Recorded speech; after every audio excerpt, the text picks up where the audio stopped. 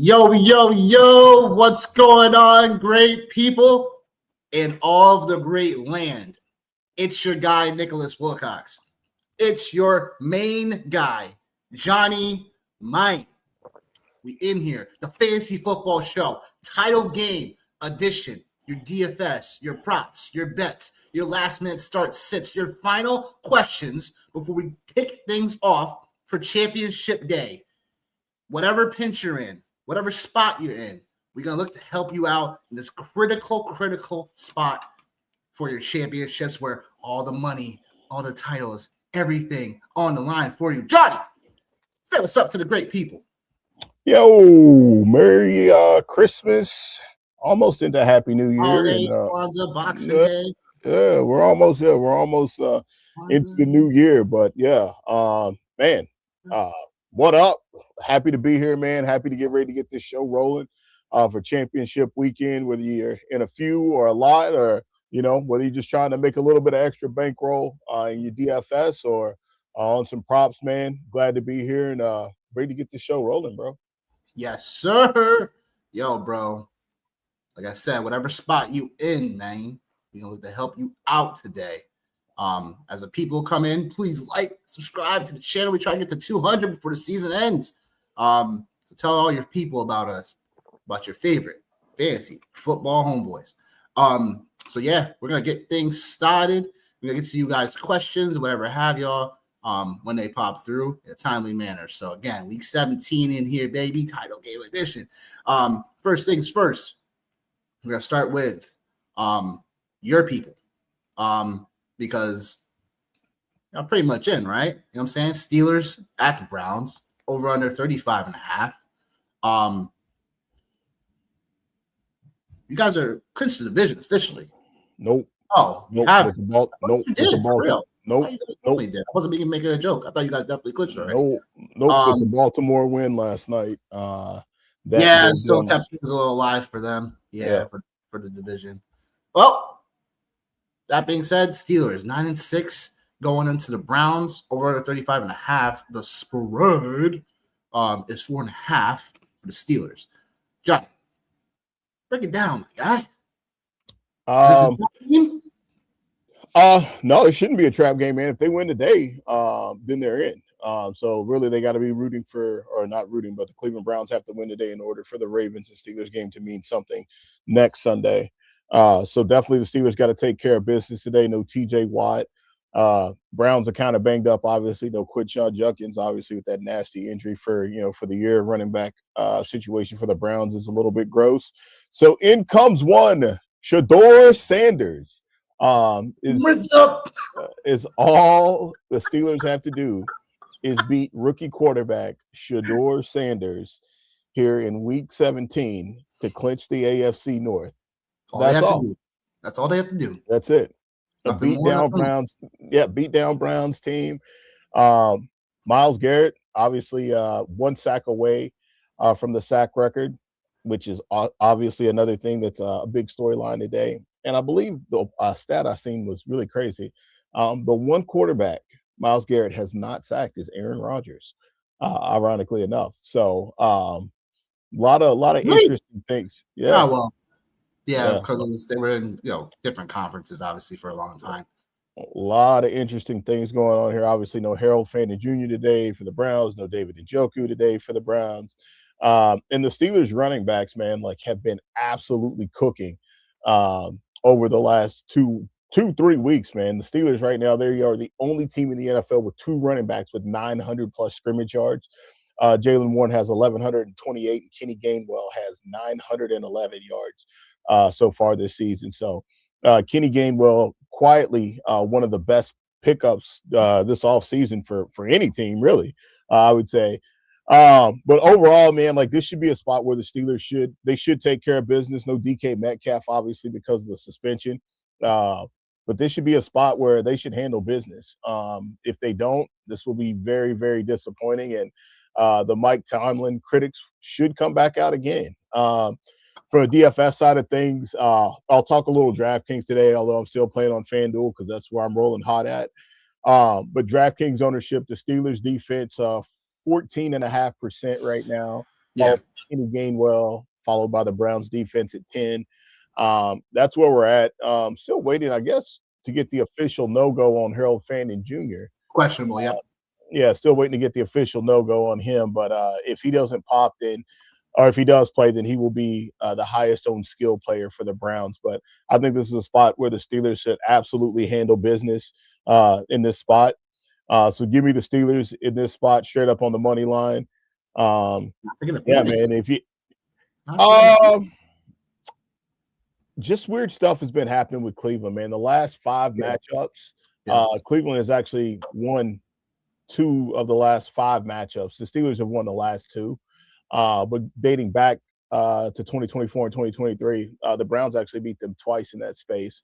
And then it's also, too, man, they always typically play the Browns at the end of the year when there's not a lot to play for. But, a lot of craziness, man, for sure. So I'm just going to take the Steelers straight up, man. I'm not going to try to get cute. Might do some live betting with it if I see the Steelers come out and they look like they have a little bounce to them. But other than that, right there, man, they come out really flat.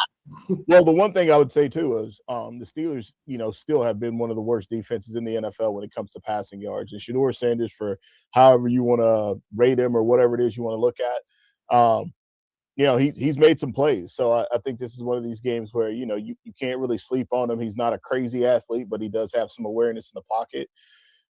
So yeah, I'm just going to take the Steelers on the money line and not get cute. Okay. That makes sense. I'm doing the same thing. This is a big game for the Steelers. They know if they win, they're definitely in, and there's no backdoor way the Ravens can get in, even if they lose to them next week. So, yeah, this is for all the marbles for them in terms of where they need to be. This is the spot they want to be in, controlling their own destiny, win, and you're in. Good morning, Steven. Appreciate the love, my guy. Please like the video. If you haven't subscribed already, please do so over at YouTube, my guy, as well. But we definitely appreciate the Facebook love. But yeah, I think Steelers should win. I think Myles Garrett does get his sack today. It could come early, could come late. But yeah, not a 1-2 punch for the Steelers in the backfield. You know what I'm saying? Kenny Gainwell definitely proven that he could definitely start for somebody next year if it doesn't work out for the Steelers. It's unfortunate that it's taken them this long to finally get recognition, because I always thought Gainwell was somewhat decent. I feel like other teams, especially the Eagles, stuff like that, always kind of use them as like a scat back. And I always thought you could be a little bit more. So it's good to kind of see Gainwell get some recognition and love. Coaching could be worse. They could be Cleveland, the Jets, the Bills, Washington for that matter. The Bills don't have good coach. That has decent coaching. But yeah, I mean, Washington, I don't think they have bad coaching. You know what I'm saying? It's just not their year. Bad luck. It's just not their year this year. RIP to some of my fantasy football teams. They didn't make the championship game. It wasn't their year. But that being said, look, yeah, I mean, still should be Steelers all the way. The only thing I'll say is that, Aaron Rodgers not to come out firing. So I think the Browns have just been better at home as a defense. So I think that's something to watch out for. But other than that, yeah, we're waiting on Fannin news to drop for some of y'all out there to play. If for some reason he's ruled out while we're live, if you have some pivots, let us know. To the next game we go to, we got a big spread. The Patriots minus 13.5 going into MetLife to take on the Jets over under 42.5. Yeah, look. Not a lot to say here. Nope. There's not a lot to say here. Nope. Oh boy, not a lot to say here. I think I gotta see if is Milton Williams playing today for the Patriots. Gotta find that out. No, he won't be active. So I think the Patriots still are in a great spot to shut down any type of run offense the Jets are going to put out there today. Brady Cook starting one more time for the Jets. Like, what a crazy lost season it's been for them. But look, I mean, how about Mac Hollins lately? I think that's somewhere where if you're kind of like in a weird flex spot, you're like, I don't think he's playing today. He's not? Don't think so, man. Matt Collins not playing today? Yeah, Matt Collins has been ruled out with an abdomen. I think they actually placed him on IR. No, wait a Keyshawn Boutte minute. today. Yeah. Yeah. Wow. Yeah. Kyle Williams. Yes, sir. Well, Ephraim Chisholm. Yeah. We're here. I guess that makes sense why a lot of people are picking up Kyle Williams. I don't know how I missed that. Be kind to yourself, Nick. Forget everything I just said. Kyle Williams, he's still out there in your waiver wire. Just go pick him up if you're in a tight spot. Jets have been bleeding, yards all year. This is a great spot for the running game, obviously. So officially cleared is Henderson to play. That was clear. He was clear for concussion protocol, so it's still going to be a 1-2 punch for the Patriots.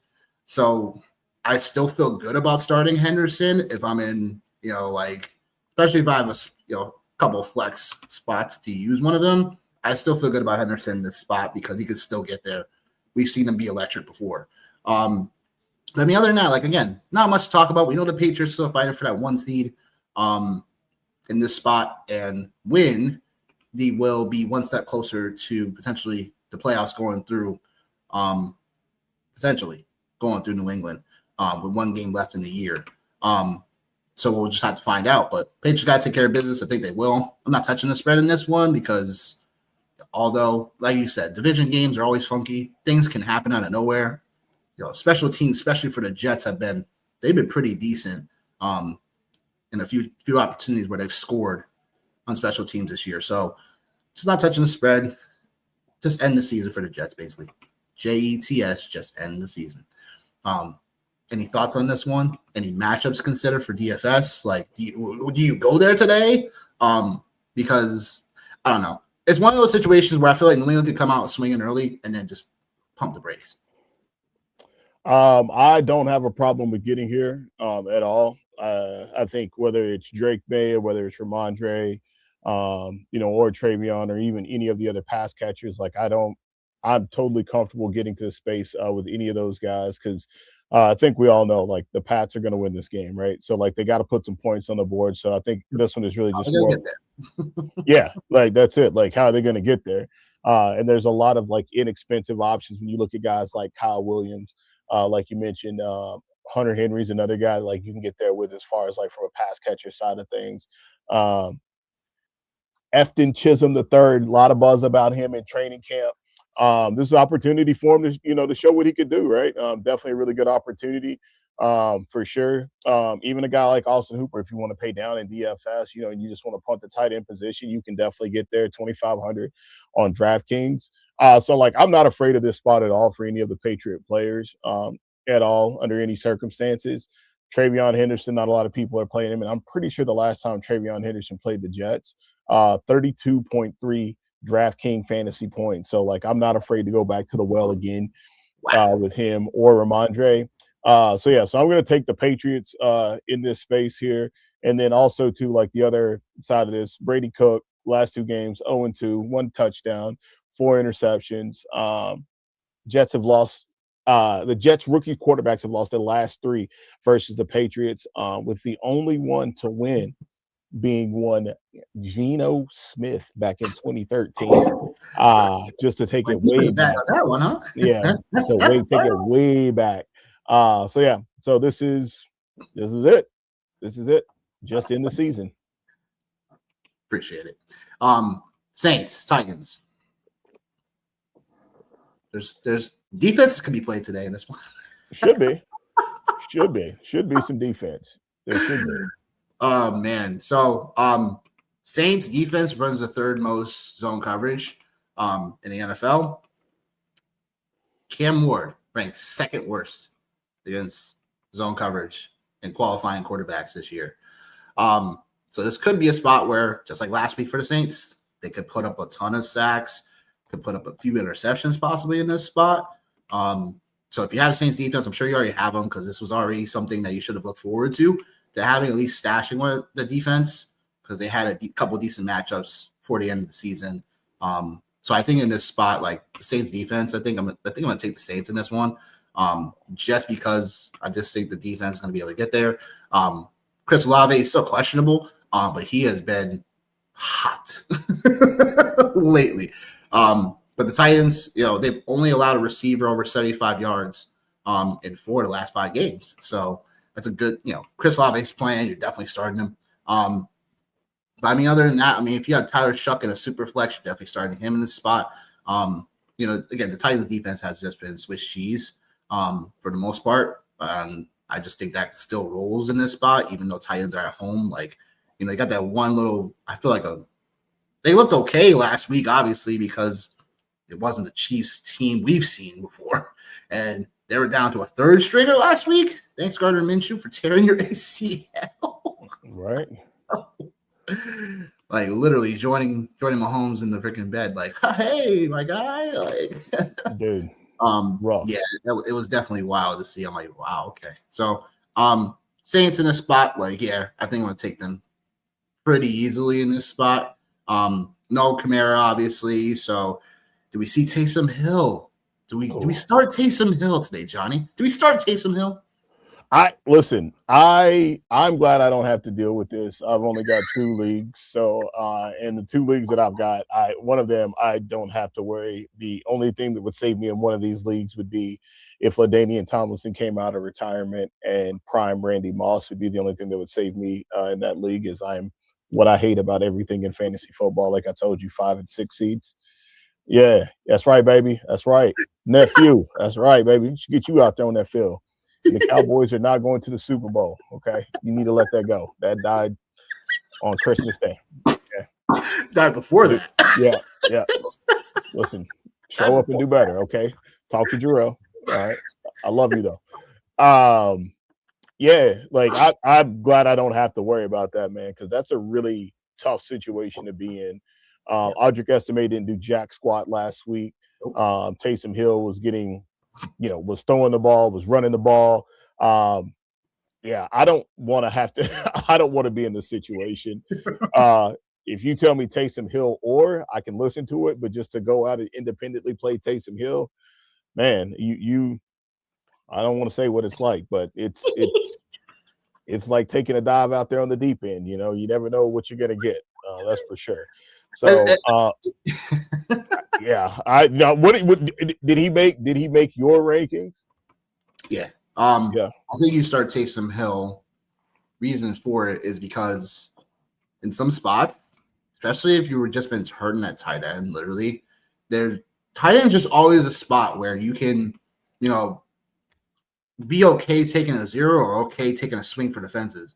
I think tight end could bring that to you, especially a guy like Taysom Hill, who is multifaceted, can get there in multiple ways depending on what it is. And of course, like there's the possibility of him just flunking out, but most tight ends do that for you anyway. Most cases, like for instance, I started Jake Ferguson, touchdown, woohoo, and then hurt rest of the game. So I'm like, great, thanks for showing up. So, I'm just telling people, if you got Taysom Hill and there's some certain tight ends that are just not moving the bill for you, yeah, this is a spot where Taysom Hill can win you championships today. Because whether it be running the ball, throwing the ball, you know what I'm saying, catching the ball. It's like he's very multifaceted.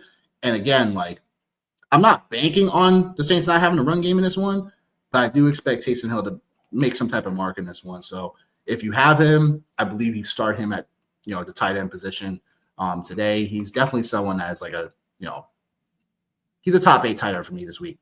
So start him. Next on the list, we have the Jaguars taking on the Colts. Take this stupid thing off. Over under 46.5. The Jags are favored by 5.5. Yeah. Colts. Phillip Rivers starting the rest of the year in this spot. Your boy Trevor Lawrence on a heater. Is he going to bring home championships this week? Is he going to bring home the bacon? Bring home the money? Complete the whole. Yeah, go ahead. I don't see why not. He's been the hottest quarterback in the NFL literally over the last 6 weeks. There hasn't been anybody playing any better football than him. So for me, I think like it's really hard for me to say like after seeing what Brock Purdy did against his 49ers, against the Colts, it's hard for me to say, all right, well, Trevor Lawrence is not going to go out here and smash stuff up. I find that very, very, very hard to believe today. So like I am definitely playing Trevor Lawrence. It's odd now because his ownership and his price tag is caught up with him. His play almost a lot of people on Jacoby Myers, excuse me, which means that I'm forced to go to Brian. So don't really want to do that. Brenton Strange is obviously in play as well today. I like that. There's not a lot I don't like about the Jaguar skill players today in any respect. So for me, I'm totally comfortable playing a chalky Trevor Lawrence today. Totally comfortable with it. Again, like it's hard for me to get away from it. It's hard for me to say no, like I'm not, or I don't want to play Trevor Lawrence. But I mean, again, hasn't been outside of the top 12.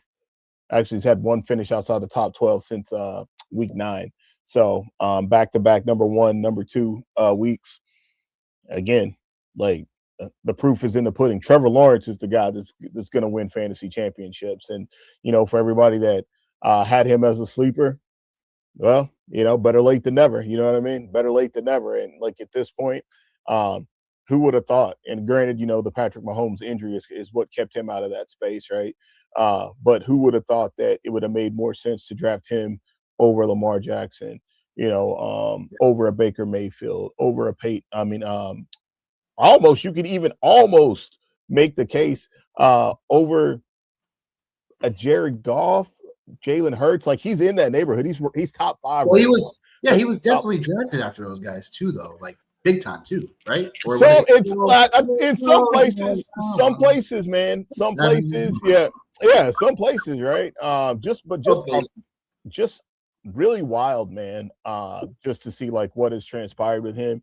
And Liam Cohen, man, it looks like he's got the juice. So give me the Jags today, man, in this spot. Give me all the Jags skill players that I can handle. I'm even messing with the Jags defense too, because I think that's kind of a low-key spot. I know fantasy managers, season-long managers are really banking on Jonathan Taylor today. If you're still hanging around, God bless you. Yeah, I'm going to take the Jags here in this space, man, overall. And then as far as like injuries or anything like that right there, just to kind of hit on for you, there's not a lot of craziness that we can see right now. So I guess we'll have to wait for the official. Sauce Gardner's playing today. Yeah, Sauce is playing. We'll have to wait for the official injury report, which I think like the Sauce Gardner playing, like that could be something where, he's following around one of those receivers. So who knows? But the 49ers had their way with things in the middle of the field last week. So I expect the Jags to have a very similar game. Yeah. Nah. I mean, look, starting Travis Etienne today? Yeah, I got no problem playing. Like I said, I got no problem playing any of these Jags players today. Even in some of my DFS builds, I even have some lineups that have Lawrence, Etienne, Myers, Strange. Like I'm playing on FanDuel. I think you can play up to 4 players from one team. There's definitely a couple lineups I have that have 4 Jaguars in that spot. Okay. Yeah. I mean, look, I'll just say this. Brenton Strange, man. Brenton Strange, it's got to be his time. It's got to be his time. It has to be. It has to be his time. Colts have been trash against tight ends, allowing the second most receiving yards to opposing tight ends. So, yeah, like it has to be Brenton Strange's moment today. I know there's other weapons for the Jags, but I think you starting Strange with pretty much confidence. And like I said before, like usually what happens, like, the Jags, like the reason why they're also Trevor Lawrence has been lighting it up, you know what I'm saying? But it's like sometimes in the last 2 games, it's like in spots where they've been pushed, you know what I'm saying? Like other guys emerge, part of Washington. Should be Brenton Strange today for sure. So definitely telling people to be starting Brenton Strange today. Other than that, yeah, I got the Jags in the spot. I think they wrap it up today. Oh well, they don't necessarily wrap it up. No, the Texans, yeah. The Texans were looking really good last night. Yeah, so cooking up those Chargers. So I'll have to look at the standings in a moment to find out what is happening. But I think so the Jags win. it's still what? So The Texans. There's still a game up on the Texans for the finals for the division Right. round, and then the Texans right now they're technically in already. It's now about pretty much if they get the division or not. So with the Jags losing this spot, yeah, the Texans have an opportunity to get them next week. So we'll have to see how that all unfolds. But I mean, yeah, other than that, the AFC is pretty much wrapped up. The only thing that's coming about is obviously what we talked about earlier, Steelers and Ravens for the division crown, and the loser is out. So that's pretty much AFC picture. Other than that, the overall picture here really is that So again, New England wins this week. It's going to be pretty much whoever. I think that will come down to if they finish with the same record, who holds that tiebreaker then? Who finishes with the same record? Broncos and the Patriots. I'm curious to find that out now because if they finish with the same record, I wonder I forgot how the tiebreaker works. Is it by Denver? So here's the scenario. So Denver can clinch the number 1 seed. I know you're asking about the tie. Denver can clinch the number 1 seed with a Patriots loss, plus a Bills loss or tie or Jags loss. The Pats can clinch. Pats clinch the AFC East today just with a win plus a Bills loss or a Bills tie. So like that's what we got. Like, is that the Colts are officially the Colts are definitely out. Yeah, they're officially out. And then for the AFC, Pittsburgh, they win today just with they win the North with a tie, with a win or a tie. So really, that's really what it shakes down to. At this point is that, and then Denver. Let's see, Denver, they got the top seed. They might even have it Sunday. So the remaining schedule, they got the Chargers next week, and then the Pats are in, and so they have obviously the Jets and the Dolphins, which has really no meaning. Jags have Colts and Titans. So I mean, I don't know. We'll have to see what the tiebreaker is. I'm not in the weeds on it. So that's okay. It's all good. It's just to give people context because it's certain spots and certain players that you could still play or not. All right, cool. They're still fighting for something. Or okay, these. Well, they still are. They still are. All of them are. Money, well, not even but just from the rank, like you said, just from the ranking side of things. There's so many different. There's so many different things that can happen. And so really, it's just all right. And from what I'm looking at here is if it's on NFL.com, it's if there's 2 clubs in the head-to-head best record, best win-loss percentage in those games between the clubs. This is with 2 teams. There's more variables than I think we have time for to go over. No, I know, right? way more variables. So I think we just need to let this week play out and then we can actually get there. Because it's a full page of within the division, tie-break for a wild card team with 2 teams or 3 teams. Or other tie-breaking procedures, And we can talk about talk about those scenarios for sure, but it's there's a lot there's still a lot going on. So, but that being said, next game we got Bucks Dolphins.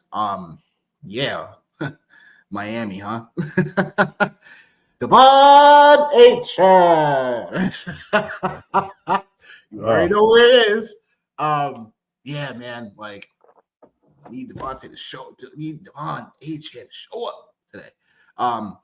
Against a Bucks defense that is more susceptible to receiving running backs versus they're still a tough defense stopping a run, but it's something where Miami is going to have to they better learn their lesson from last week. That's all I got to say.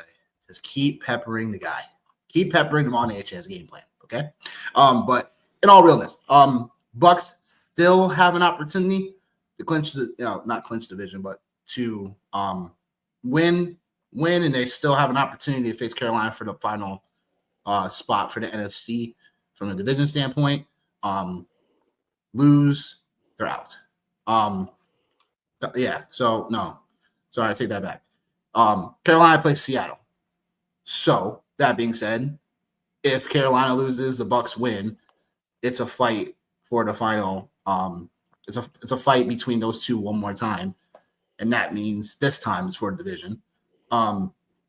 If Carolina wins today, they clinch the division today, because the Bucks wouldn't have a shot at catching them if they lose today. So all systems go for the Bucks today.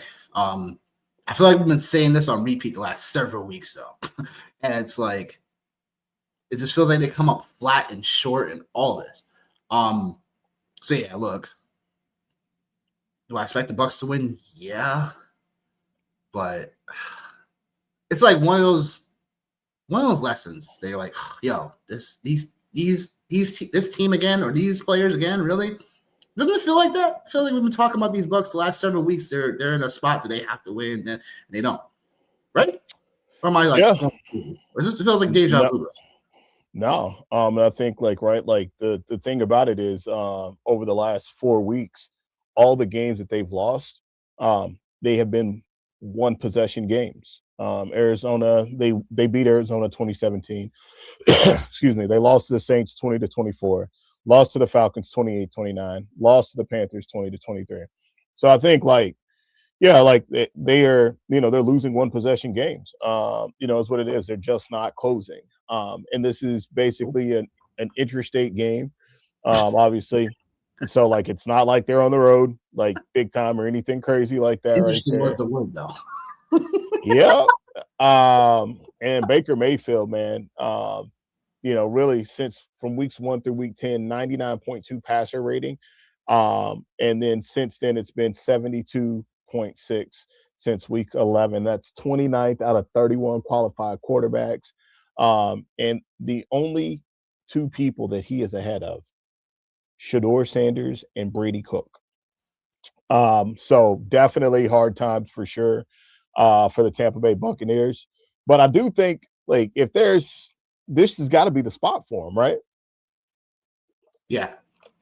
It's got to be the spot for him. So is Bucky going to finally show us what, hold on. I'm so sick of these Bucks using Sean Tucker, and he's talented, inside the 10-yard line consistently. Leap year. You're killing me. You're killing all of us to have Bucky. I've been waiting all this time for Bucky, and you're not feeding him the ball? This has to be today. It has to be. Like I said, leap year, man. I don't trust it. I don't trust it. I don't trust it at all, man. I don't. I don't trust it. Obviously, like I said, the year did not go exactly how I designed it, but one of the things that I did do is I did not have any shares of Bucky Irving anywhere. I don't. Circle moment, huh? Yeah, I don't. No, I just don't. You didn't have you were just asking about Sean Tucker, and I'm just like, this is there was a couple guys that I just no. But anyway, man, yeah. Am I going to play Bucky Irving today in DFS? Absolutely. Just because I think the game environment should be a pretty decent one from that side of things. I can't remember the last time Bucky Irving actually scored a rushing touchdown. I'm not even trying to be funny this season, but the pass catchers for the Bucks, they all got to be in place. You think from a DFS side of things, right? Outside of Mike Evans, the rest of these guys are in play. And man, what? Geez, bro, freaking Emeka, what happened? What has happened with him over the last few, man? Since week 10? Week 10 was the last time he even had a serviceable game, and that was wide receiver 2. All the rest of week 11, wide receiver 39, 46, 42, 70, 38, 72. Yeah, man. It fell off the face of the earth, yo. For sure. For sure. We were singing his praises. We were taking victory laps, literally on Emeka. I was sprinting. I wasn't taking laps. I was sprinting. I was taking, waving a towel. Ooh, yeah. And now it's yeah. I think the other call out, for you and your guy Devon Achane is really just the passing game work. I've talked about talked about it last week. What his stats were without Tua. Yep. I think that's still something to keep an eye on. He's still going to produce, right? In season long, I think you're still totally fine. I just worry about him a little bit, like on the DFS side of things. Like he still has the ability to take one to the house at any single given moment. Like, but it's really kind of scary to see like what's going on here. Like you have one team that is playing for something, and the other team isn't playing for anything. And like, obviously, I would go out on a limb and say that it feels like the Miami Dolphins are going to have a different head coach next year. So obviously, Devon Achane is the star of the Miami Dolphins. So, again, talked about it a few weeks ago when we already kind of seen it, not to jump ahead to any other games or anything, but we already seen it with guys like Brock Bowers, how they've already they're sitting him, right? Like this is a place where like you called this. Yeah. In a way. You called this. Like talk about this maybe about a month ago. I think someone had a question about trading for Bowers or whatever, or something like that. That was my biggest fear. Biggest fear of trading for a guy. Oh, kudos to you, yo.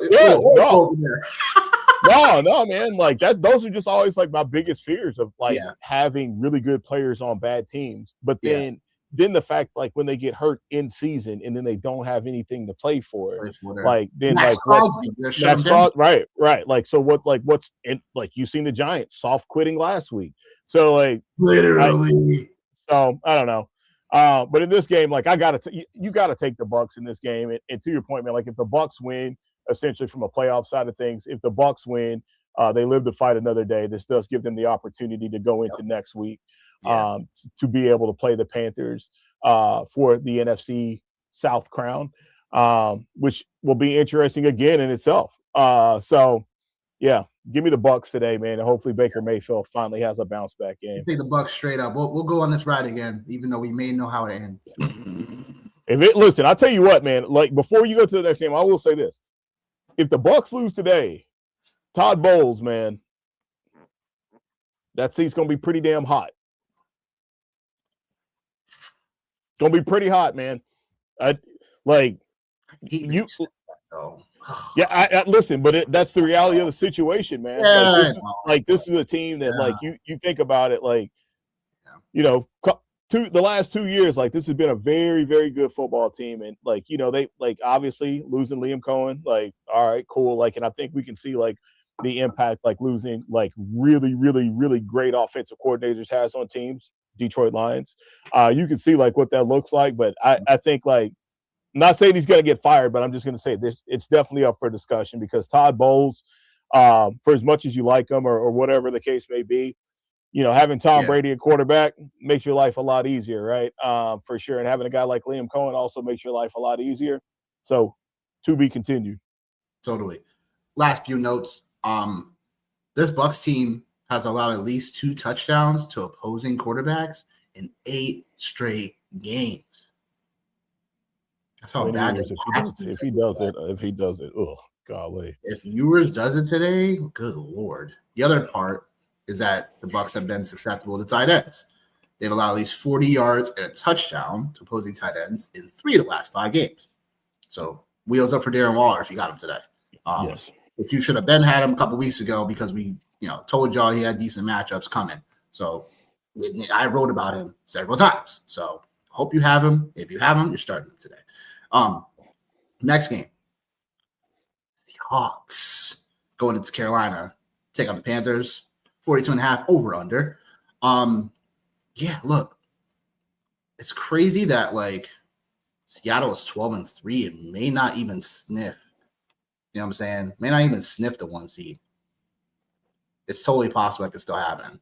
But at the same time, they're currently at 1 seed right now. So that's all that happens right now. But according to the playoff picture right now, Green Bay is somehow still the 7th seed. They're still somehow the 7th seed in the NFC. But in terms of how the playoff picture goes, Seattle wins, and they are officially the 1 seed. Just double checking to make sure that's the case.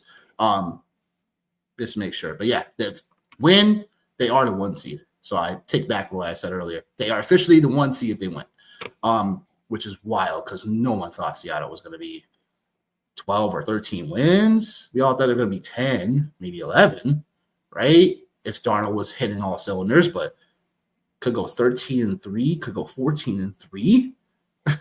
Like, that's something to say. But breaking down this game, I'm so tired. I'm so tired of this carousel between Walker and Charbonnet, man. It is literally hell. Like, it's literally hell, yo. Because I dropped Kenneth Walker in one of my leagues late just because I was like, you know what, I'm sick. And guess who goes off last week? Kenny Walker. Yep. Figures. Yeah. Figures. Yep. Figures. And funny is, I probably would have started him, would have probably would have won my matchup too, because Henderson got concussed. Yeah. Yeah. Funny. And guess what? I let Genty on my bench as well. So I was pure at running back in that league. Fun times. Enough of my soapbox. Yeah. How do you see this game unfolding? Seattle going to win this one, put Carolina in a tough spot for next week, or is Carolina going to pull off this upset? Because I think they have all the ingredients to do so. They've done it at home a couple times already for Carolina, but we've seen them literally falter to the Saints twice. So how are you seeing this? For me, man, I've been a 12th man all year long. not gonna stop. I'm not gonna stop now. Not gonna stop now. Yeah, like you're asking about this. Like, we've seen a very similar scenario play out last year with Sam Darnold as the Minnesota Vikings quarterback. Yeah, going into the last week of the season, having the opportunity to snag a number 1 seed overall. So we have seen this before. We've seen this story before. I just think, honestly, man, the Seahawks have too much defensively for these guys. However, one of the things that I will say is kind of like a caveat. One of the things I've tried to start paying attention to more, like picking games and stuff, is just seeing how some of these other teams handle other teams. Like, example, how the Panthers and the Rams played. Like, the Panthers handling NFC West teams, seeing how they handle these type of teams. So, I mean, obviously they were able to pull off a win against the Rams, right? But the Seahawks, they pulled off a win against the Rams as well. But the Seahawks were at home. I just think Seattle has too much defensively, for sure. And then again, man, like you mentioned, the 2 running backs for Seattle, not the problem. The good news for the Seahawks is they have great running backs.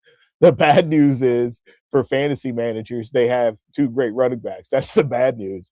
So for me, I just think they have too much for them, right? I'm going back and looking to the 49ers, they were able to handle the Panthers. And I think even for the Rams, right? The weather, I think, played a role in that game for sure. Seattle still running the ball more than anybody in the league from a percentage side of things.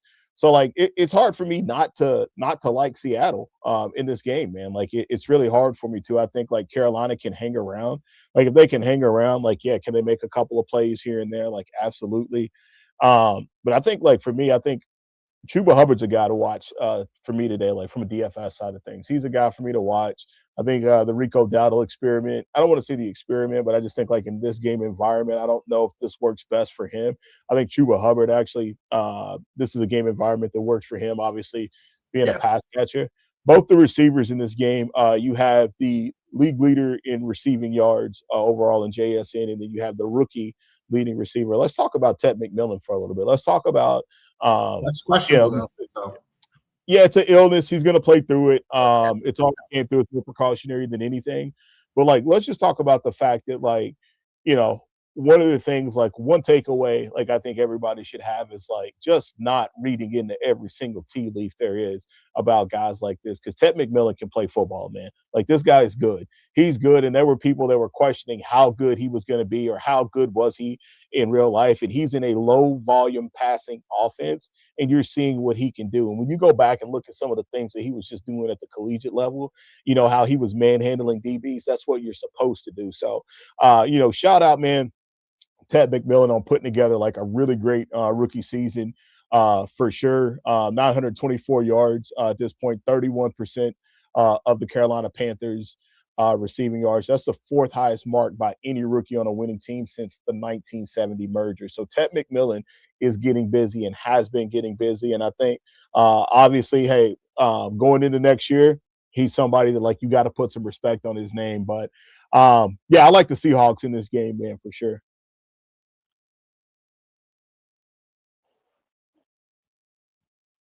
Got me. But in this spot, I think Seattle is like, yeah, like I just can't stand Carolina. They really like they're one of those teams, man, that just literally like you don't expect them to have a great game. They all of a sudden have a great game and win. You know what I'm saying? They're like the team that this year has like literally killed people's probably like parlay tickets left and right. Killed my survivor. Killed my survivor. Yeah, Actually, you know what? Cool and stuff too. Like, you know what I'm saying? Like it. Yeah. So everything on paper says Seattle too, yo. Yeah. And Carolina knows if they win, they have the division, right? Yeah. Well, no, they don't have. I don't think. No, they don't have the division, even if they win. I don't think. They wouldn't. Oh, sorry. Yeah, because no, they don't. They don't. Yeah, so like no matter what, it's yeah. Okay. Yeah. Sorry. Yeah. I feel like no. Yeah, the Bucks have to still lose today. But Carolina's 5-2 at home, by the way, this year. That was the other thing I wanted to check and see. It was just like their home record because it seems like they've gotten a couple of really big wins at home. Yeah. Like that. Yeah, like that's. Yeah, I mean, and their losses this year, like their loss was to Buffalo, and the other loss was to New Orleans. So wins at home this year: Tampa Bay, the Rams, the Cowboys, the Dolphins, and the Falcons. So not really anything to like write home about, but nope, still taking Seattle.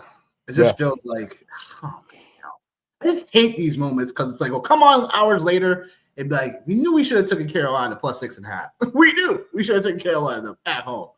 But I'm gonna have faith in Seattle. They're gonna get this done, clinch the 1 seed, so they don't have to really play next week. And we'll go from there. Last game of the 1 o'clocks, the biggest over-under spread of the slate. Cardinals getting 7 going to Cincinnati. Over under 53.5. Yeah, these teams aren't playing for much outside paychecks. But I really think, like, call it nuts, but Brissett is potentially playing for a starter role next year, whether it be in Arizona or not, because Brissett has literally proven himself worthy. That he is the guy that is like veteran-wise, like I think is what Arizona needs moving forward. And I know they've had some bad luck in certain spots this year. So I don't think like the team reflects their record right now. Obviously, it's their definition of what the record is right now. But as far as like having them play, I feel like Arizona for next year, all they need is that literally it's ironically both of these two teams are playing because they're both of these defenses like stink. At least throughout the whole year they've stunk. So it's something to watch out for just for next year and then what happens with Kyler Murray. But anyhow, to the game overall, right? Speaking of guys that have been before last week in a way, although he's been consistent, been a thorn in people's sides. The guy that scored 3 touchdowns last week, Chase Brown. The Cardinals have allowed 100 all-purpose yards to opposing running backs in 5 of the last 6 games. So Chase Brown. Yeah, Chase Brown. And questionable is Marvin Harrison Jr., right? With his heel still. Same deal as last week. Last week. Like, look, like Cincinnati, we know has been decent against wide receiver like ones. So it'll be interesting to see if Marvin Harrison plays and if they try to take him away, or is it more like they focus on Michael Wilson, who's been absolutely on a heater outside like pretty much the one game Marvin Harrison played that game and he came back and then Michael Wilson didn't have it. But Wilson ranks 5th when it comes to man coverage. He's 5th in win rate against man coverage. And the Bengals play the 3rd most man coverage in the league. So, yeah. So officially Marvin Harrison Jr. is active. So I guess my thinking, I'm going to ask your thinking, excuse me. on what you do with the situation. Because from a DFS side of things, Marvin Harrison Jr., at least on DraftKings, 5,400. And then we know he hasn't been like the 100%. Is 5,400 a good price tag to be like, all right, I'm just going to see how this goes in a game that's over-undered? I don't think his ownership's going to be crazy either. It's not. So, and then Michael Wilson, 6,400. So it's just a spot where do you think they key in on Michael? Of course, they're keying on Trey McBride, obviously. And they're trying to slow him down as best as possible, right? But it's, again, against wide receiver ones, they've been really decent against. But again, man coverage is where they got exposed the most. So what are you saying to this, all this? And obviously the Cincinnati side of things, like we already know what it is. It's Burrow. It's Chase. It's Chase Brown. It's T. Higgins. I think he's playing, right? No, T. Higgins is playing, yeah. Okay. Yeah. So no, I mean, this is Trey McBride season, man. Like the Bengals are already the worst defense in the NFL, in the history of the NFL, with 2 games left versus tight ends. So why would the best tight end in the entire universe not smash? Like yeah, like that's really what that boils down to. Like for me, that's what I think anyway, is that yeah. So like like Trey McBride all day long. I will say this, and the only reason why like I really remember this, and the moment like I looked at this game, I was like, oh man, I was like, I remember this. 7,500 on DraftKings for McBride today. Yeah, don't matter. I'm playing him. 8K, right? Yeah, I don't care. I'm playing him. I'm playing him on. I'm not even playing DraftKings. Easy button. Yeah, I'm not. But I'm absolutely playing him on FanDuel. I think he's 8,000 on. I don't even care. I'm playing him, especially coming off of a subpar performance that he had. Like I'm playing Trey McBride today. Not even thinking about it. You're guys screaming. Yeah, like not. You guys screaming. Not. I'm playing Trey McBride, the real T-Mac. And the last time that Jamar Chase played in Arizona, 192 yards and 3 touchdowns. Just something to think about. Yeah. And that was in 2023 for whatever it's worth, right? But like, still think there's a lot of residual. Yeah, still think there's a lot of residual there in Arizona. So like, that's one of the things I'm like, yeah, we got to figure out a way to make this happen. And like, obviously the rest of the general public agrees. Jamar Chase is 37% owned, or projected 37% owned. Trey McBride's projected 25%. I think the real question really is, if you go and you try to stack this game, who are you rolling with? Are you rolling with Jacoby Brissett, or are you rolling with Joe Burrow? I think that's a real question. Chase Brown, I think like that's a great play, like for sure. I even think Michael Carter's a great play, because just the Bengals have just been bad on defense. Like, so I think like there's definitely, I love this game environment. There was 3 games that I was definitely aggressively attacking today, and this one was one of them. And then the Buccaneers Dolphins was the other game that I was aggressively attacking. So yeah, man, like I love everything about this game. It's hard for me to get away from it, which makes me really nervous, because the general public is in the same space, which means that it's probably going to be the Saints and Titans that shoot out today is probably what's going to happen. So, but yeah, like as far as like when, like, and I know like you've been banging the drum for Jacoby Brissett to be a starter. Question I would say, like, right, is like, all right, like where, there's several spots. But just like first 2 or 3 spots, you think? Miami. He could start in Arizona. He's already been doing it. The last spot would be a little bit more trickier, because I think the other teams I'm thinking about is kind of more like they're still like ways away from like really being competitive. Like I would say potentially the Jets, but at the same time, it's like we're not there yet. I think the other spots, I think you can start in Minnesota just based on what we saw from JJ McCarthy. Like, I don't know. What we've seen is like a mixed bag. That's a longer shot. But I'm thinking just like other teams, like I think that's probably what I got for you at like on top of my head. But I think like those would be the spots. Like I think Miami we'll see what they want to do, but it's something where they might just hit the whole reset button. They might trade Chan the offseason, like they were somewhat rumbling to kind of do. Trade him to Seattle was a weird rumor. So in Pittsburgh, we'll see. Yeah, well, that could happen. Yeah. But no, I just like I just like. You think Aaron Rodgers goes one more, like for sure after the season? I think depending on how it goes. I think depending on how it goes, he's in his bag right now, for sure. So we'll see how it goes. But no, I just was curious, man. But like as far as like the game straight up picking, I'm gonna take the Bengals, like for sure. I want to take the over in this game because it just feels like there's no way it doesn't get over. And like you mentioned, like playing for stuff. Jacoby Brissett is still playing for, he's playing because that's his job. Burrow and Chase, those guys, like they're like I think right. I think like Burrow and Chase and those guys, I think they're playing like Burrow's obviously the catalyst for this. So by him going out and saying like, hey, like I'm gonna play, I want to play no matter what. This is just getting buy-in from his teammates, right? And I think like as much as I don't love the Bengals obviously being on record, I think that says a lot about him just in general, just anytime like he can get out there to play, no matter what the injury is, he's going out there and playing. So hats off and much respect to him for sure. I know Kyler's only got one more year left for sure. That's why I was like, I'm curious just because I don't know, man.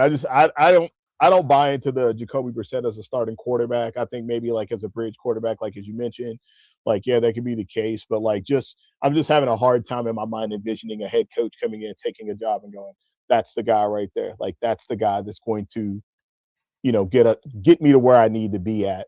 And then obviously then you're banking on, whatever happens in the draft. So I don't know. It'll be interesting to see what happens. I do think Minnesota, like if he went to Minnesota, I would feel a lot better about him being in Minnesota than I would any of those other spots. But those other spots, like I feel like, he would just he would be damning himself going to any of those other spots. But okay. I mean, look, it's fair to say that he might not be like QB1 starter.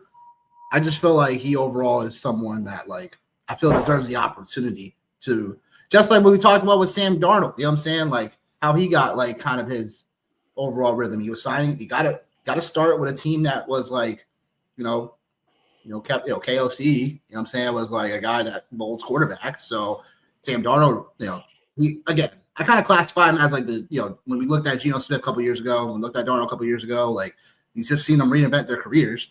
So it's like I do think that holds some weight, and I do think that he deserves an opportunity to go like still be a potential starter somewhere, because he's proven that again they haven't gotten the wins, but it's something where statistically putting the numbers up, like they've been there. But Cincy covering or yeah, why not? Why not? Why not? Why not? He's like, why not? Why not? Why not? And then, so yeah, as far as like outside McBride, who else are you in? Or who else are you in? Chase Brown's in this spot for you? Oh yeah, like this is the game for me. Like I'm playing all of these guys like in some respect or some capacity. Like they're all making my lineups. T. Higgins, like. Yeah, like they all are. Like I've even got a couple of lineups that have Samaje Perine in them. Got a couple Mike Gesicki's like paying down the tight end. Like this is the game. Like I don't know how it's not the game. The only way it's not the game is if I've got this one. Like I said, I've got Cardinals and Bengals, Bucks and Dolphins, Jags and Colts are the three games that like I really really am heavily invested in today. Okay, yeah, that makes sense.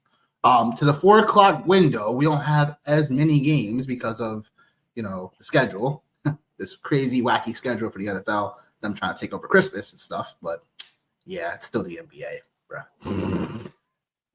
Giants, Raiders.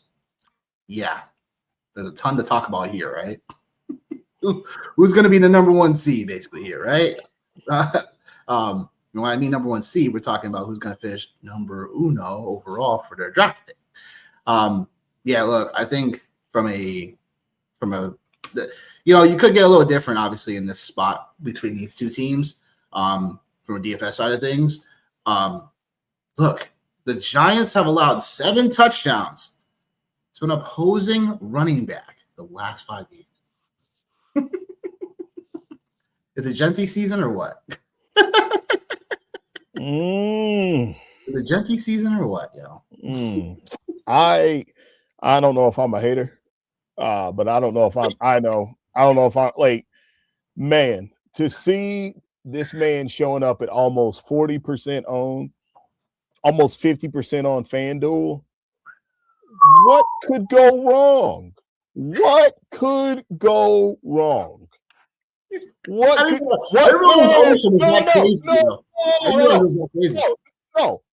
could go wrong when they have sat their best offensive player? They sent their best defensive player home, and you have Ashton Genty in week 17 against the team who could also be after the number 1 pick.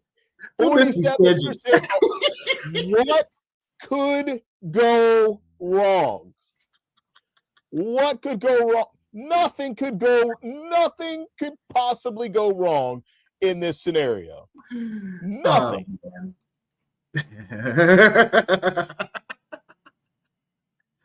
Yo, man. That's it. That's my rant. Are you playing Genty today? I'm playing him. You don't have a choice but to play him because of the price tag. But like at 40% on, I'm not getting over the field in max entry over 45% on. Like, no, like I'll knock it down to like 20.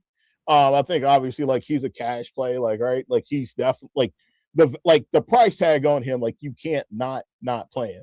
Right. I agree. Like this is screaming to you that like something is going to go off the rails here in this game. And I say that because if you look, and I'm just looking at DraftKings now, because I've already did my FanDuel stuff, but like if you look, like Ashton Genty is 6,100. So all right, so let's just say a couple of running backs here in the same space. Travion Henderson or Ashton Genty? Bucky Irving, Ashton Genty. Dare I even say Tony Pollard and Ashton Genty? Oh, like, no. Wait. Tyrone Tracy, because you want to talk about how bad, the Raiders have been just as bad. And then when you talk about Tony Pollard, who, no, I'm not a Tony Pollard fan, over the last 3 weeks, Tony Pollard has been the best running back in football. He's been the best fantasy running back in football. So what could possibly go? Tony Pollard? Tony Pollard has got, I just had it here. Tony Pollard, I think, has 361 yards from week 13 to week 16. We're talking total yards? Rushing yards. Tony Pollard had 361 yards for Tony Pollard over the last. Am I in Bizarro World or something? Like you might be in Bizarro World. But that's okay. That's all right. Yeah, that's crazy. So like he's rushed for 100 yards the last 3 straight games, dude. What could go wrong? What could go wrong? What could go wrong? Shout out to Stranger Things in the Upside Down world at 40-something%. Yo, that is play him. Wow. Play him.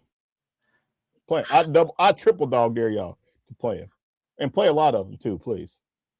Although I'm not gonna front, man. That performance last week was kind of crazy. Man. I'm a hater, but I ain't stupid.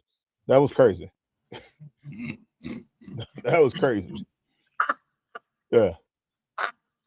You used to admit that on national television. Yeah. Don't worry, we'll be national television one day. But yeah, man. Yeah, I'll be hating on fantasy players all the time, man. Yo, straight up. I hate Chase Brown. Straight up. I can't. So who you got? Who you got in this matchup? You know what? I'm about to get ready to do something I've never done on this show before. Whoa! I'm going with a tie.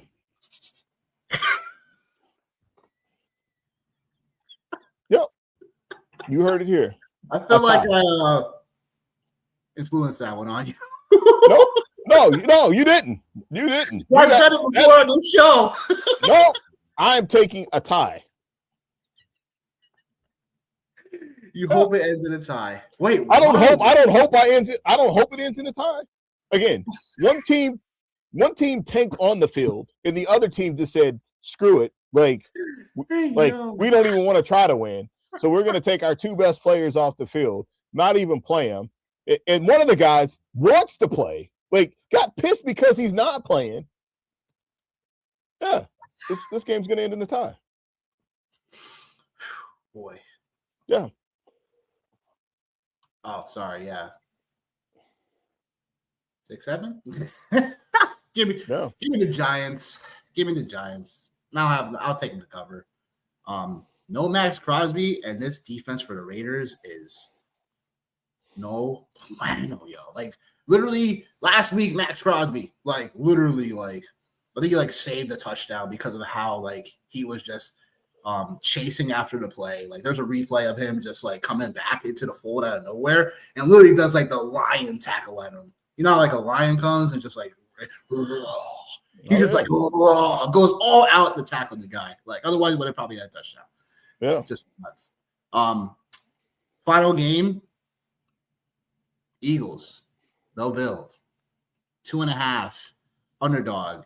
The Eagles going into Buffalo. Over under 44.5. Patriots officially got the division, right? It's official right now, or I could have sworn that it's not official because they're both in the playoffs, obviously, but it's not official it's not official for the division yet. So, Bills need to win in order to keep pace with the Patriots for the division crown and to host a playoff game. Eagles on the other end, they have already clinched the division, and all they're playing for right now is basically the seeding. So there's that.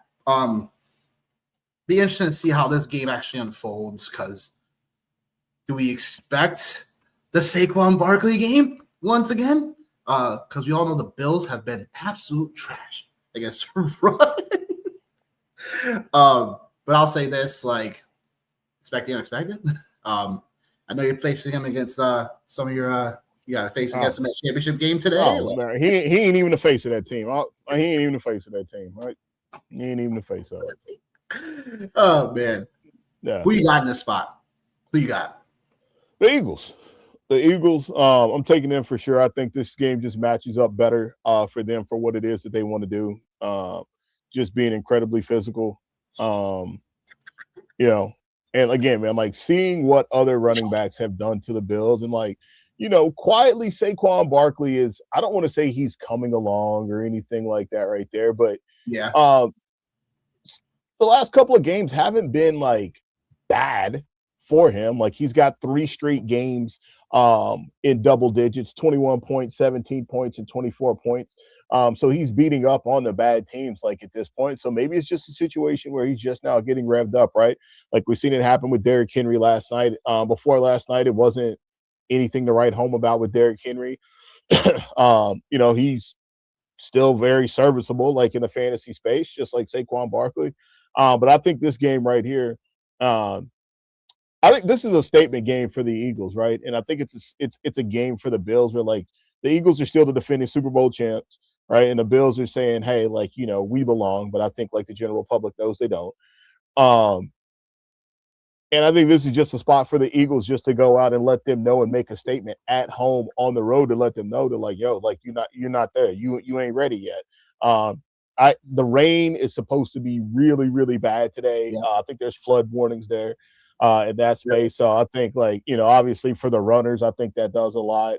Obviously you have the two, I don't want to say the two most mobile quarterbacks in the NFL, but two of the more dynamic runners, you know, as far as someone having to bring them down one-on-one, and Josh Allen and Jalen Hurts in a game like this right here, where I think we've done this long enough to know that these type of bad surfaces and bad weather environments tend to favor the runner. So I think like, you know, low key, it kind of, oh man, we'll see, man. We'll see. We'll see. I think maybe it's I wouldn't classify it as Cena's farewell retirement tour. I would classify it more along the lines of like a Roman Reigns, where, you know, he only shows up to the big events. That's it. If it's not a big event, he ain't showing up. And we're trending towards the big events. So, but yeah, I think I'm going to take the Eagles in this space, man. I just think it's too much for them. It's too much physicality for the Bills on that end of things. So, yeah, man, that's what I'm saying is that right there. And if it's a close game, right? I think obviously like the Eagles are actually they're 21st in the league for average margin of victory, 9.6 points. So like they know how to finish out a game. But man, the two most dynamic running backs in the league playing today, or I shouldn't say dynamic, but James Cook, James Cook, and and so and Saquon, like I talked about, Saquon 120 in 2 of his last 3 games, scoring a touchdown. And this is after the first 13 weeks, he only reached 90 yards 1 time. So Barkley leads the NFL with 63 carries and 332 yards since week 14. That's the second most. So we talked about Tony Pollard. We talked about Saquon Barkley. Like, hey, man, like this is one of those things where you kind of have to zoom out and you can't look at like the big picture, like where they're ranked at for the season. Like you got to break this thing down into week by week increments and see what's been happening. And, it's slowly started to happen for Saquon. Yeah. I think, boy, I do like an Eagles upset in this spot. But man, like, I guess it's my intuition going with the Bills for some weird reason. I know they suck against the run, and I know it's going to be rainy today, but I think you talk about someone that has to prove something. It's like this Bills team, like, for as good as they've been, they've also been like, I feel like definitely times we're watching the games and they're just like pretty flat offensively. If James Cook doesn't get going, it's like some of these other pieces for Buffalo just doesn't really show up enough. So I think in this spot against the Eagles, like Josh Allen, for instance, like even though they won the game against Cleveland last week, it was like, what kind of performance was this? Especially for people who had him, you know what I'm saying, in semifinal matchups for fantasy. But I'll say this, like, I think the Bills are going to get this one here. They're at home. They got to compete for the division still. The Eagles don't have as much incentive in this spot to, like, prove the haters wrong, in my opinion, because they've made the playoffs already. They have the division. They're hosting a playoff game. So it's just basically, I feel like Buffalo, they know they have to keep on. They have to keep on for the AFC because, that's where it goes. But in terms of, like, this game and how it goes, I just think Buffalo, just like this is a weird feeling. I feel like Buffalo's going to take this one. And I think for the Eagles moving forward for me, like, we don't really know this Eagles team still after all these weeks. Am I right about that? Like, I feel like their identity was like last year where it's like they want to run the football and stuff like that. But I feel like Jalen Hurts, like, as a passer, like, there's just times I'm like, you have regressed. If there's still windows, I feel like you're just afraid to throw through. It could just be me, but I'm like, I'm watching some of the game tape of Jalen Hurts, and I'm like, look, like, yeah, I think it's a must-win for the Bills today, Haywood. I just think that it is, for sure. He talked about your hat. Where can I get that hat? Because it's definitely dope. I was like looking at it, but it was like kind of tilted, and I was like, oh, okay, now I see it. So, the fancy football show. But in terms of the spot, like, I just think Buffalo gets it done at home. I think for the Eagles moving forward, it's like Jalen Hurts has to prove himself as a passer. If they're going to go back to the Super Bowl, that path has to go through, the Eagles passing the ball a lot more. I think in this spot, obviously, is going to be more rain, right? So we're going to be running the football still. But that offensive line, things have to gel for the Eagles because it's not the same Eagles team I feel like we've seen, obviously, versus last year. But even up to this point, it's like the offensive who's that offensive coordinator's name? I think he's got to go for sure. He's absolute trash. But hold on. Because, like, everything that you're saying, like, as far as, like, Jalen Hurts regressing as a passer, like, all right, okay. But, like, they're 10-5. And I think, like, the thing that, like, and they're in the number 3 seed. like for the playoffs. Yeah. They still have an opportunity to get to the number 2 seed. Like, Yeah. no, like they're not the best, no, they're not the best team in the NFC record wise. But Oh, like, so you feel like the criticism is going too far, you think? I think so. I think so. Like the one thing like about Jalen Hurts, like in like if you paid attention to these interviews and paid attention to the interactions with this guy, like bottom line is this: did we get the dub or did we not? And we have seen plenty. We have seen plenty of quarterbacks win Super Bowls that haven't been all world passers. We've seen it. So I just think I think this is like they might have people exactly right where they want them, thinking like this isn't a very good football team, and they have some warts and this and that, and next thing you know, man, we're looking up and the Philadelphia Eagles are playing in the Super Bowl, baby. I'm gonna give them the NFC Championship because I'm sitting here and I'm looking at this right, and I'm just looking at quarterback. That's it. Sam Darnold, we've seen what happened with him in the playoffs. No knock on him. My guy, Caleb Williams, this will be his first time going to the playoffs. Bryce Young, if they're able to make it to the playoffs, this would be his first time. Brock Purdy, that's a problem. Matt Stafford, that's a problem. Like, so half of the field, like this would be their first time getting there. So Jalen Hurts already has, a couple of levels up, on a couple of these guys, man. Like the only guy like you really can't put him over is a guy like, I shouldn't say can't, but like his equal in this space would be Matthew Stafford. That would be his equal in this space. So like I think like, they're right where they need to be at, man. Like they're in the playoffs, like they're in the playoffs. You know what I mean? Like they're going. You look at them from like a health side of things, like they're not like grossly banged up or anything. So like I think they play this week and maybe next week they don't play their starters next week, or maybe they play them for a quarter or a half. But I just find it very difficult to believe that in a game like this one today, where they can send a message, because again, you don't know, like we don't know, like we're saying the Bills don't belong, but we've seen crazy shit happen. What if this could be a statement game to say, if we see you again, this is what it's going to look like and this is what it's going to feel like. So I don't know, man. I think this is just a statement game for the Eagles. I know the Bills have something to play for. Having something to play for and making a statement are two different things. Yeah.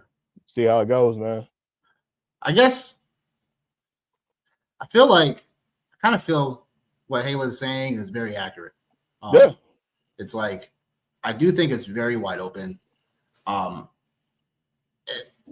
we talked about last week, it feels like if Buffalo doesn't get it done, just like the feeling in the air, if Buffalo doesn't get it done this year, it's like you had every opportunity and every path to get there.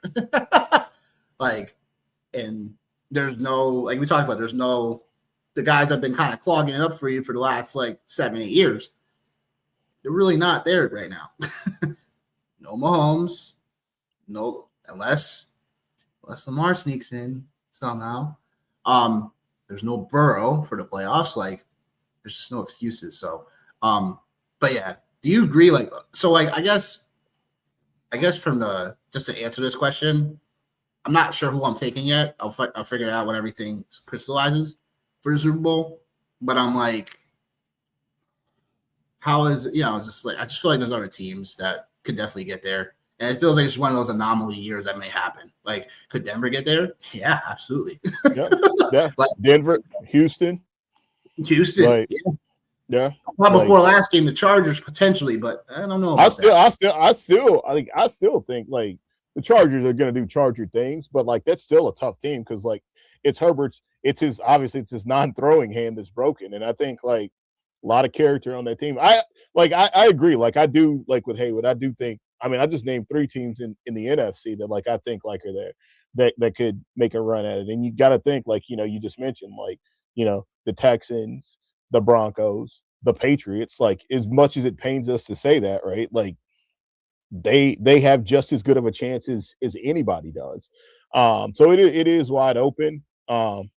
Yeah.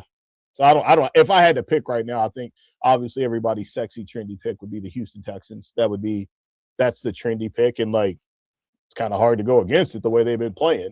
For sure. So yeah, like you said, man, we'll have to see how everything shakes out. Definitely. But okay. broken down all the games. You already know what time it is. It is time for next prop show. We in the building. Got core 4 bets for week 17. We have some bets that we're gonna go back to because they're still in good spots. So core 4 bets for week 7 is as follows: Brenton Strange over 3.5 catches. Talked about it earlier. Colts defense is very susceptible, second most to the position. So I talked about. I'm just planting my flag on Brenton Strange today. If you have him, you start him, and he's going to lead you potential championships. 1, maybe 2 touchdowns potentially, but I'm not betting that. Just betting the catches. Tyler Shuck over 220 or more passing yards. He's been an animal. Literally just been in the zone lately. So we're riding that hot hand. Titans are a pass funnel defense. We talked about that earlier. And they're definitely a team that Shuck could definitely do this against. Alec Pierce over 30.5 receiving yards. This line is way too low.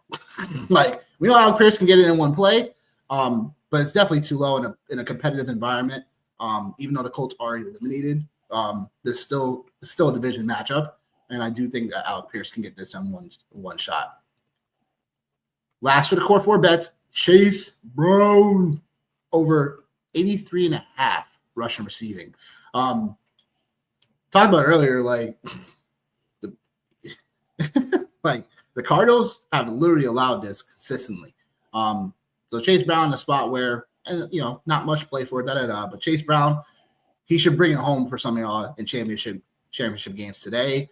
So definitely going to take the prop on here. And then I got Jalen Coker over 35.5 receiving yards. Carolina is going to have to throw it home.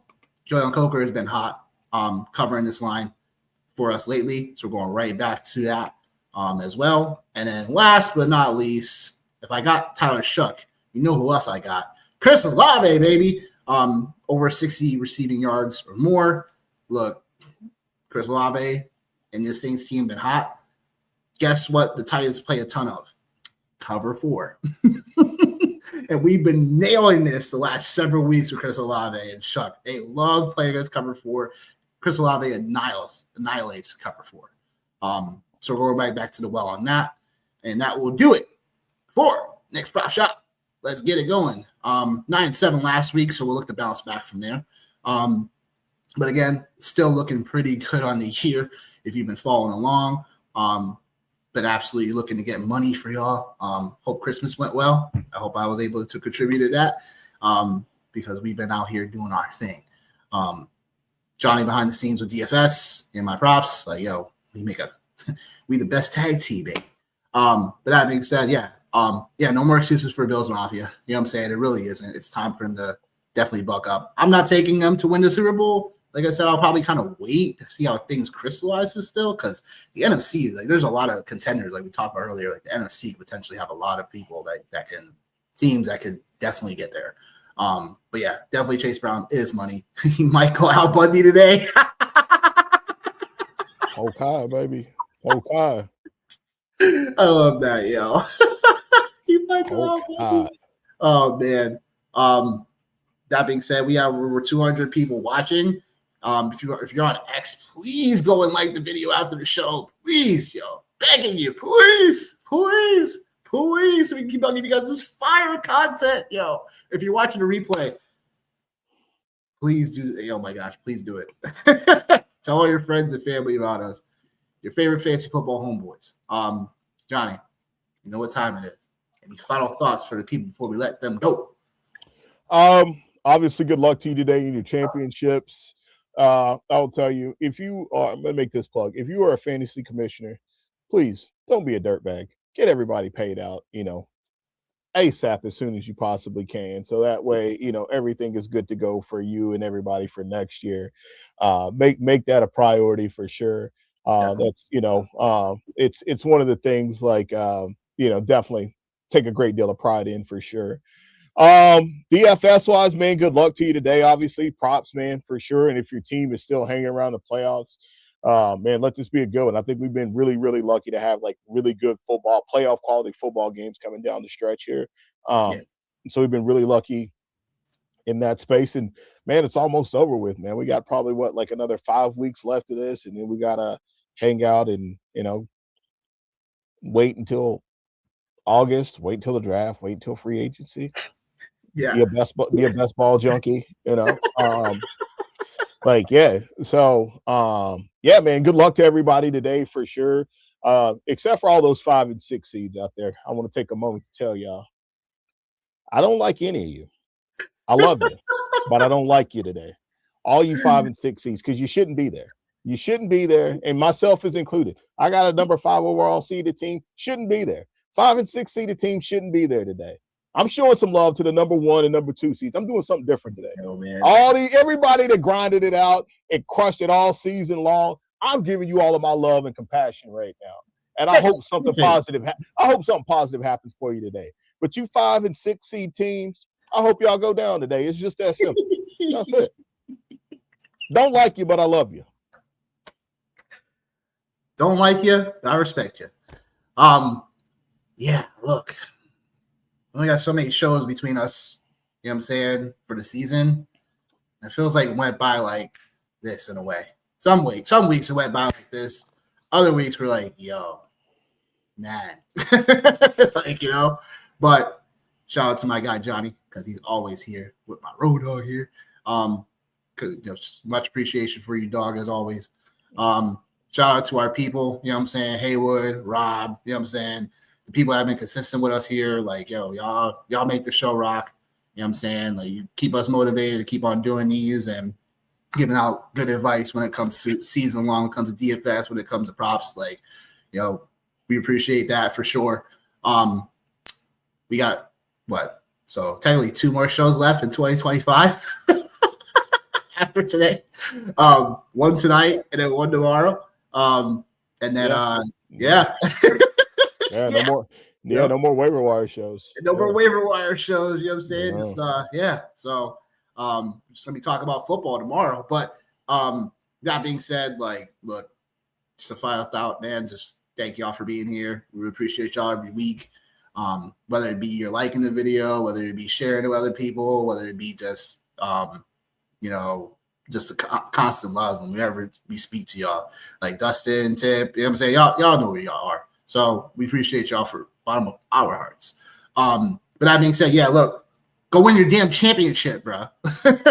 Go use all the advice we've been giving you all year long and go win your championship. So that being said, Johnny, myself, we'll see y'all this evening. We're talking about Sunday Night Football, and we out. Peace.